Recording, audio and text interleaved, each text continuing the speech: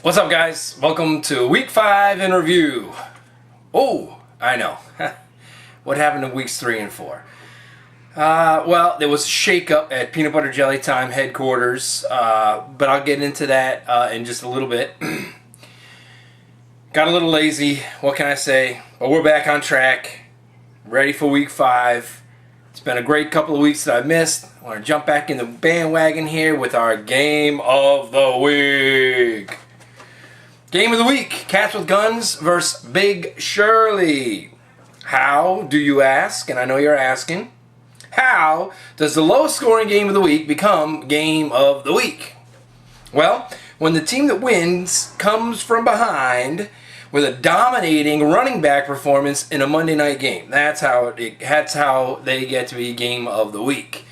Cats with Guns down 84-66 at kickoff, because Big Shirley had Chicago's defense. So 20 points right onto the board for them. Scores 84-66.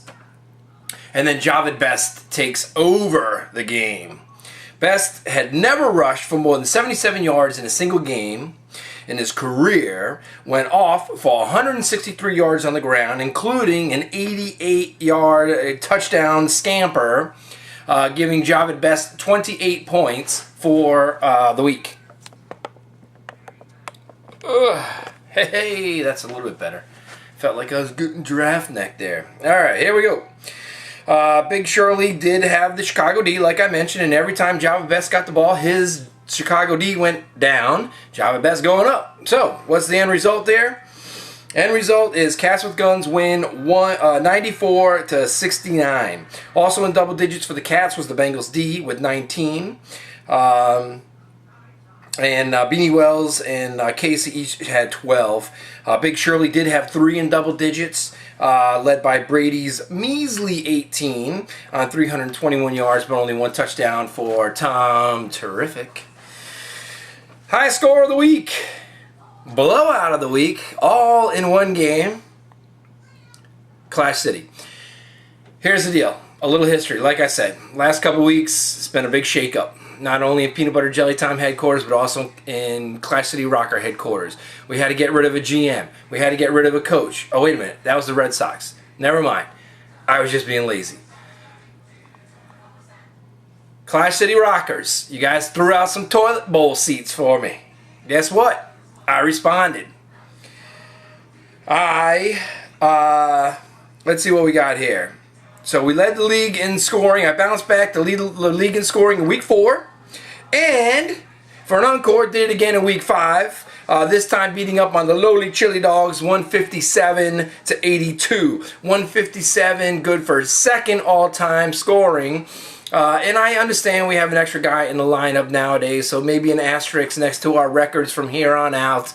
But one of my guys did only score 1 point. So it would have had an asterisk, but it would have been good if we could have got those couple extra points.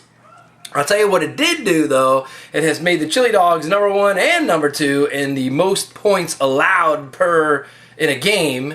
They take over first and second place in that category.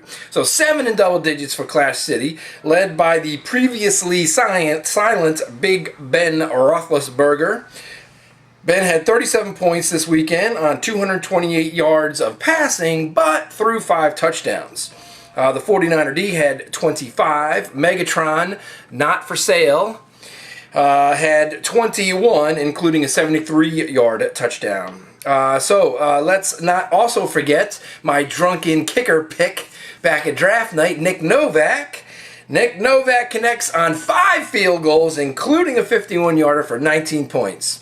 The Dogs had 4 in double digits, with Cutler's 15 leading the way. Good news for the Dogs, though, is that CJ had 100 yards. 2 weeks ago, we had 12 points, and that included a touchdown. This week, he got his 100 yards, no touchdown. So CJ, get those 2 together, and maybe the Dogs start turning things around. Moving on. Team quarterback had another big game as they stomp on the suddenly floundering Master Killer. 132-70 in this contest. Team quarterback, 7 in double digits, led by the law firm BJGE, had a career day for a Pats running back. 136 rushing yards, 2 touchdowns, and 28 points for Ben Jarvis Green Ellis. Breeze had 26 and Seabass had 19 on 4 field goals, 3 of which were over 50 yards. His 4th one was only 42. Come on, Sebastian, you can do better than that. Let's see what we got. 4 in double digits for Master Killer with Rivers, 19 tops for the losers. Big C-Row Leslie Brown Chow keeps rolling with a win over Sheboygan Headbangers, 111-89. 5 in double digits for Leslie, including 29 from Rogers on 396 yards passing and 2 touchdowns. 19 from Frankie Gore on 125 and a touchdown. Gore really heating it up over the last couple of weeks. Also, Steve Smith had 13. If you're keeping track, that's 92 points for Steve Smith, Carolina. We don't even talk about the other Steve Smith anymore. Steve Smith, 92 points on the season, and that includes one game 2 weeks ago where he only had 1 point.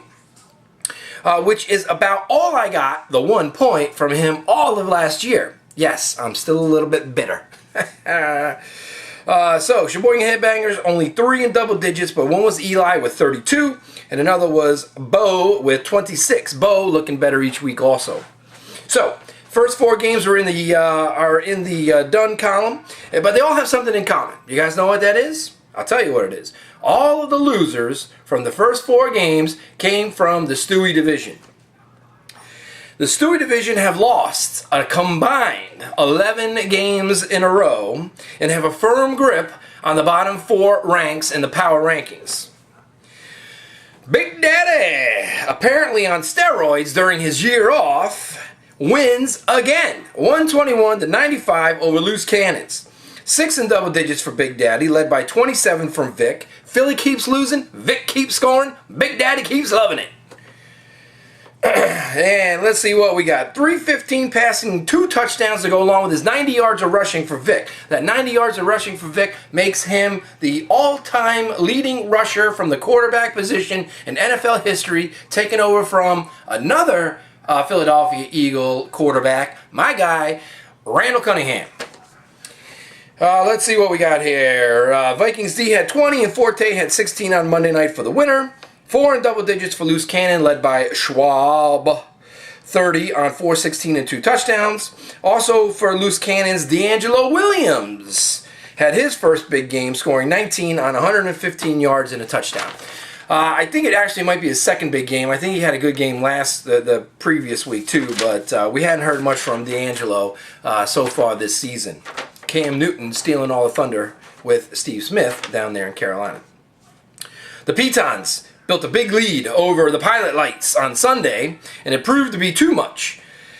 Pitons hang on for a 100-83 win. 4 in double digits for the Pitons, including 32 from AP on 122 yards rushing and 3 touchdowns. 27 from Freddie Jackson on nearly 200 total yards and a score. Throw in Blunt's 6 points, and that's 65% of his scoring from the running back position. I love easy math. Let's see what we got here. For 4 in double digits for the Pilot Lights, led by Stafford's 18 on Monday Night Football. All right, moving on to the pools. We have a winner.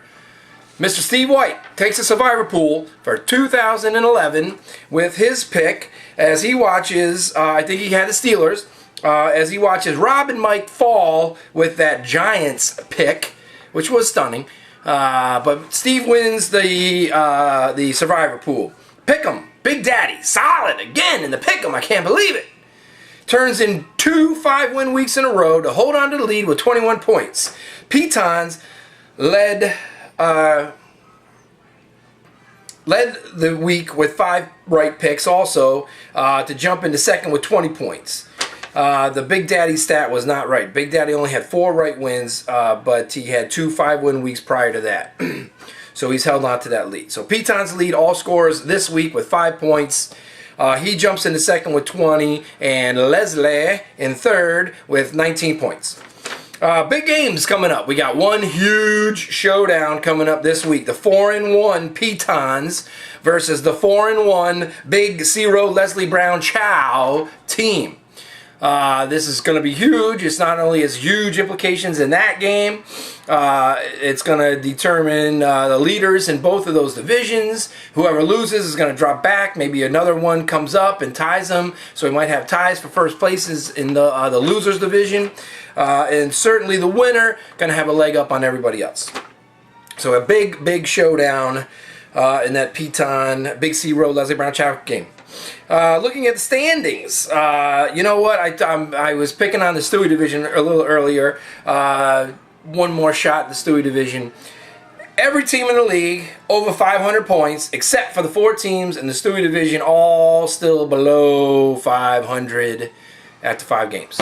All right. I can do the math on that one. That means they're each averaging less than 100 points a game through the first 5 weeks. Yes! No calculator involved. Alright guys, have a great week. It's great to be back. Sorry I missed you guys over the last 2 weeks. The kids stole my remote control, so we're getting up close!